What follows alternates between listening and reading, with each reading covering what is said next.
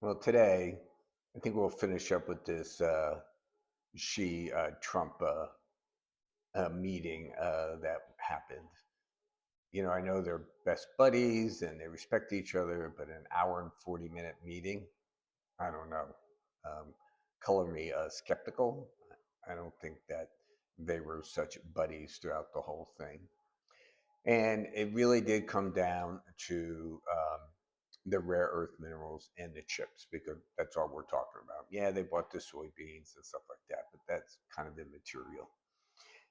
On the chips, there are several statements there. In fact, as I just read on CNBC, that Trump said that NVIDIA and China will negotiate over the Blackwell, and that Trump, he is the arbiter. Okay, so what does that mean? My belief is there's still going to be a deal cut where we sell them the Blackwells, and why is that? Here are rare earth mineral shipments, exports to U.S. This year. And as you can see, they're down 26%. So that's first, okay? Now they said that they're going to withhold for a year while they study the effects of implementing their process for companies around the world to get rare earth minerals, okay? So what are we talking about here? Well, there are 17 rare earth elements, okay? And they're listed here, plus two more. At the bottom there, scandium, and I'm not even going to pronounce the other one. From my understanding, you can't build a quantum computer without these two. So I'm not expert. Anybody an expert, please tell me in the comments. But my understanding, that's what's happening. Now, someone in my X feed pointed this out that here are the two, four, six, seven that are defense related REEs, which there is no shipments of them. And someone came in and said hafnium is also for nuclear reactors. That's also not being shipped. Okay. So the 0.01% rule is still in place. We are not getting these. And as we have said many, many times throughout this whole thing, is that the biggest effect is upon our military industrial complex because a company can put in and get the rare earth minerals if they fill out the documentation and show they're for civilian use, not for dual use, and not for the military. Now, I'm just going to run through these real quick, but I would suggest that you stop and read them because remember what we said. You can't bring these um, elements in for dual use or military use. You can bring them in for civilian use. So you tell me how many of these minerals are just civilian use. So here's the next two. Again, stop and read. You tell me how many are for civilian versus dual use. Here's the next two. And as you can see, they're for everything. And here's the last one. And again, I suggest that you read these so you understand how critical this issue is to the United States. And as you can see, each of these REEs is essential for various high-tech clean energy, medical, and industrial applications, and their availability directly impacts the development of many strategic technologies. Okay? So the good news is that our civilian companies can't get access to this stuff. And so now the question is how much of this REE does China actually control? When I went on and asked Perplexity, it was about 70 to 80% of each one of these REEs that China controls the amount of. The issue that we face and the world faces is that the world is in the same boat. So you go from Europe to America to Japan to India, we're all in the same boat.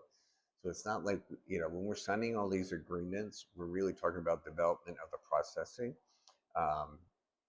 It's not about us going there and saying, give us your REE so we can go off and conquer the world. It's not happening. All right. So what's going to come out of this is we have a year deal. It's not over yet. I believe in the end that NVIDIA will sell the Blackwell chips to the Chinese. Now, notice they got rid of the B. Who's the winners and losers of this? Well, I would say China Hawks, in particularly Lutnick and Navarro.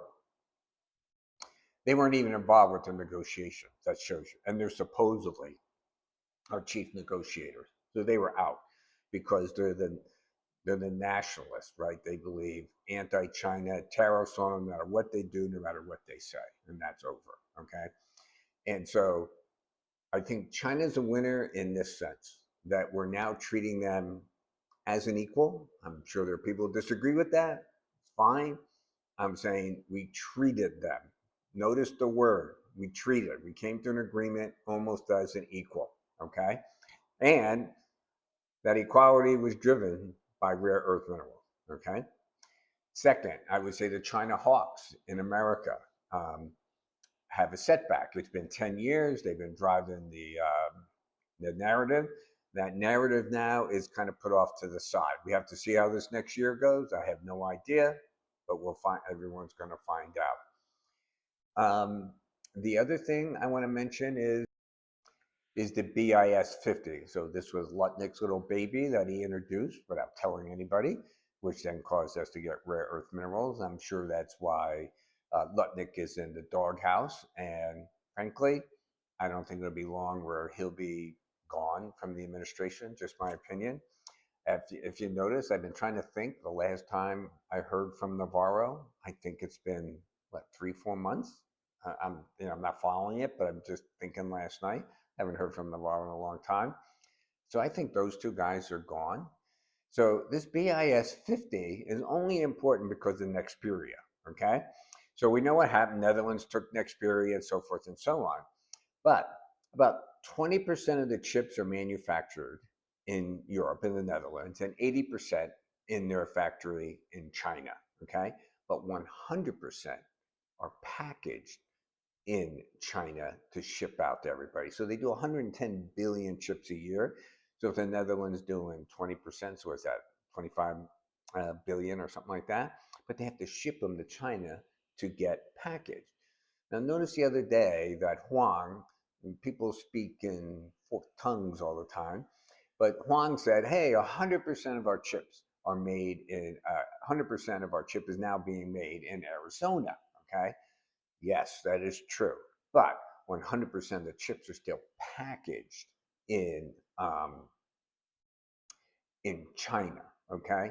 So what do we mean by package? We're not talking about how they beautifully package your iPhone and you go buy it and it's great to unpack it. No, the packaging is the chip company makes the chip.